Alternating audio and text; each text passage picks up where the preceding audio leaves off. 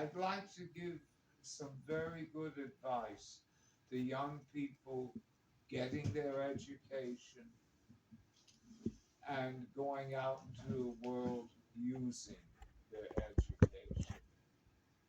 What I have found throughout my working career and life is that you have to go out and look for things that you really enjoy doing.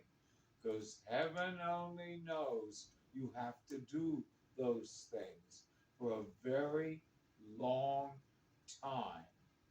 If you are, for example, interested in making a world a better place than what you found it, and that's always been my goal, you choose those subjects, those areas of employment where you can exercise the knowledge you've acquired in college to do exactly that. I have worked very hard to make the world a better place in which I found it. And I'll try to give examples.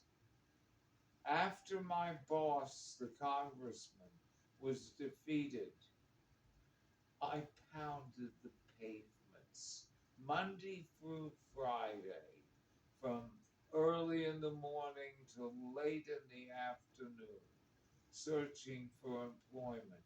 Oh, by the way, you know that 1975 was a terrible year for people unemployed in professional occupations. Unless you were a doctor, a dentist, um, it was very bad. So, in the process of searching for employment, either in another congressional office or in an agency, I met this fellow at the Capitol Hill staff party. He was born in 1939 in eastern Czechoslovakia, and yea, verily, his grandparents were the Pillsburys of Czechoslovakia. What happened? The war, the German occupation, uh, it is everyone who didn't leave, like Sidney, the fellow, and his mother, and subsequently his father in 39, they got swept away into the death camps and they died. But it was a question.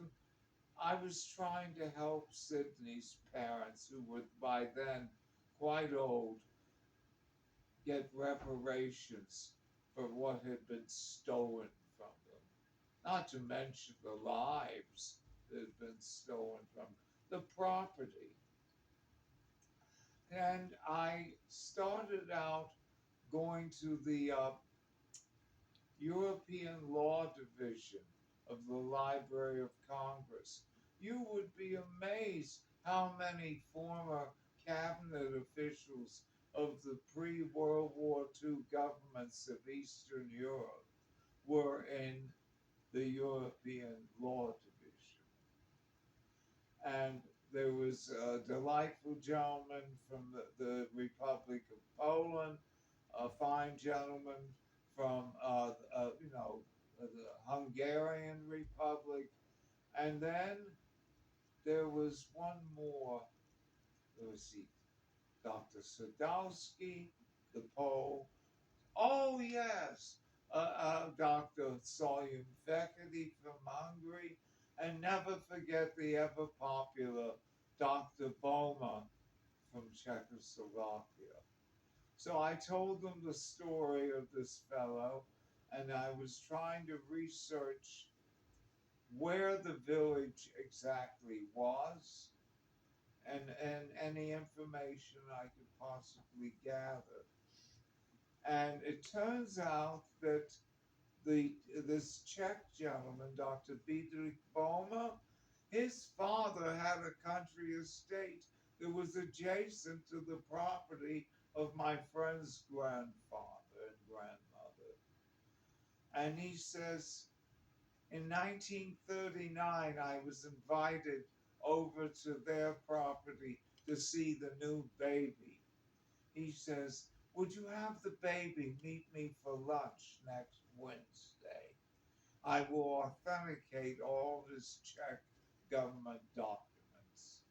And he came and he looks at my friend Sidney and he says, you were squinty eyed and bald when I met you. You filled out quite nicely. And,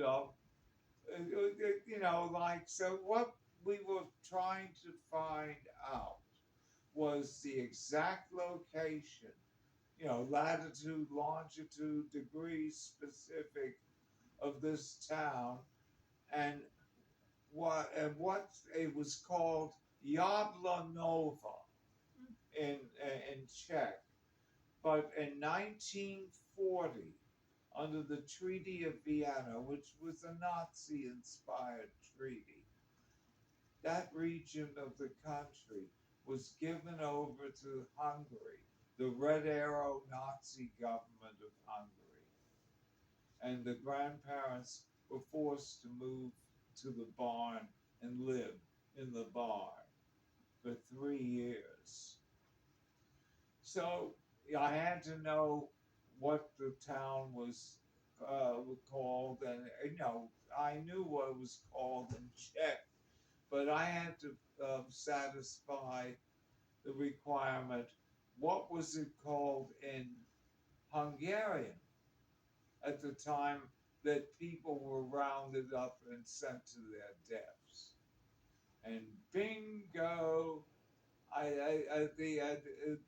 Those three old gentlemen said, we have a little task for you. You go to the U.S. Army Map Service. There's this huge jigsaw puzzle map that covers 3 conference tables. And you will be pleased to know that it shows in detail every highway and byway leading east from the capital, Prague, Czechoslovakia, onwards to the eastern end of the country. So I followed with this magnifying tool every highway and byway until on the third day, with very strained eyes, bingo, I find Jablanova. I find the railroad station. I find the synagogue, and I find their property. And I said, what are the exact latitude and longitude by precise degrees of this town? And they were able to give that to me. I says, what was this metropolis called? It was basically a hick town, all right? And what was it called in 1943? And they says Csenipata, which is Hungarian. So with those 2 pieces of proof, I hand the evidence over to my good young friend Sidney. He's older than me. He's what? He's 1939. He's 4 years older than me. And as a result of that, they were able to get reparations for the value of the property based on 1939 to 43 values. So once I knew that they'd gotten their check, I went back to thank those 3 lovely old men. And they told me what a pleasure it had been to meet me. Right at that moment, some people came in from the German embassy, shrieking in German, pay, pay, pay. All we do is pay reparations. Wieder gut machen, immer wieder. And I looked down over the balcony. I says, and right well you should. Any country who did what your country did, I hope those old people live to be 125. They glared at me and walked out of the area. And those three lovely old men said, "You said what we dare not say because we lose our jobs. But you were good at it." And they hugged me. They asked me to come by for lunch someday. I never got around to it, but they were good people. And so that gave me the satisfaction of knowing I'd gotten a little justice for that family. And I kept looking for a job. And I found this job, which I sensed that it was not wired to someone internally. And I interviewed for it. The job basically was to do managerial audits of contract and grant programs in HEW. And much to my utter complete delight, I was chosen for the job.